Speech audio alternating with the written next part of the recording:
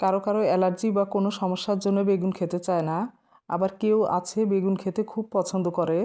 আর এই শীতে এমন টাটকা তরতাজা বেগুন যেভাবেই রান্না করি না কেন খেতে ভালো লাগে। নমস্কার সবাইকে, আজকে থাকছে গোটা বেগুনের রেসিপি যা দিয়ে সবার হয়ে যাবে। তো আমি এখানে বড় একটা বেগুন নিয়ে দুপাশ থেকে এভাবে কেটে নেব। আর বেগুনটা আগে থেকেই ধুয়ে নিয়েছি। এখন এতে সামান্য লবণ, হলুদের গুঁড়া, শুকনো মরিচের গুঁড়া আর 1 চামচ সয়াবিন তেল দিয়ে ভালোভাবে হাত দিয়ে মেখে 5 মিনিটের জন্য রেখে দিয়ে মশলাটা রেডি করে নেব। ভালোভাবে মাখা হয়ে গেছে, এখন মশলাটা রেডি করে নেব। মিক্সিতে নিয়ে নেব একটা পেঁয়াজ কুচি, একটা ছোট সাইজের রসুনের কোয়া, 4টা কাঁচামরিচ, কয়েকটা চীনা বাদাম, 1 চামচ সরিষা, সাদা হোক বা কালো এক ধরনের হলেই হবে, একটা টমেটো, সব কিছু সামান্য জল দিয়ে পেস্ট করে নেব। মশলার এই পেস্টেই কিছু গুঁড়া মশলা নিয়ে নেব। পরিমাণ মতো লবণ, 1/2 চামচ করে দেব জিরার গুঁড়া, হলুদের গুঁড়া, শুকনো মরিচের গুঁড়া। রেসিপিটা একটু ঝালঝাল হবে তাই কাঁচামরিচ, শুকনো মরিচ দুটোই নিয়েছি। তোমরা তোমাদের পছন্দ মতো ঝাল দিয়ে দেবে। মশলাগুলো সব রেডি করে নিয়েছি, এখন বেগুনটা ভেজে নেব। প্যানে পরিমাণ মতো তেল দিয়ে গরম করে নিয়েছি। বেগুন দিয়ে ভালো করে দুপাশ ভেজে নেব যাতে করে ভাজার সময়ই 90% সেদ্ধ হয়ে যায়। বেগুনটা ভাজার সময় একটু হাতা দিয়ে চেপে চেপে দিতে হবে যাতে করে ভেতরটাও ভাজা হয়ে যায়। এমন লাল লাল করে ভেজে নেব।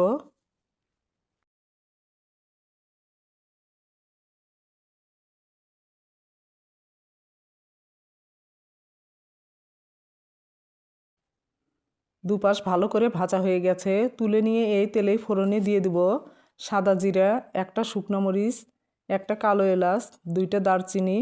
ফোড়ন ভাজা হয়ে এলে কিছুটা পেঁয়াজ কুচি দিয়ে হালকা ভেজে নেব।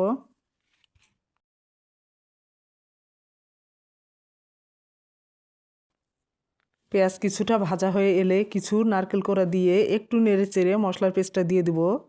বাটি ধুয়ে একটু জল দিয়ে সময় নিয়ে ভালোভাবে কষিয়ে নেব যাতে করে মশলার কাঁচা গন্ধ চলে গিয়ে মশলা থেকে তেল ছেড়ে আসে।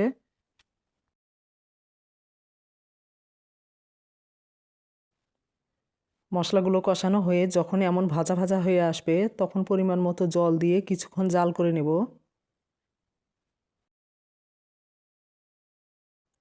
গ্রেভি ফুটে উঠলে বেগুনটা দিয়ে অল্প আঁচে কিছু সময় রান্না করে নেব। বেগুন ভাজার সময় যদি সেদ্ধ না হয় তাহলে ঢাকনা দিয়ে ঢেকে দিতে হবে। যেহেতু এখানে বেগুন সেদ্ধ হয়েছে তাই ঢেকে দেব না, শুধু বেগুনটা এপাশ ওপাশ উল্টিয়ে দিয়ে রান্নাটা করে নেব। নামানোর আগ দিয়ে 1 চামচ ঘি, 1/2 চামচ চিনি দিয়ে দেব। আর দেব কিছুটা কাসুরি মেথি। হাত দিয়ে একটু ডলে দেব তাহলে ফ্লেভারটা ভালো আসবে। তোমাদের কাছে কাসুরি মেথি না থাকলে ধনিয়া পাতা দিতে পারো, এতে করে ফ্লেভারটা অন্যরকম হবে কিন্তু খেতে টেস্ট হবে।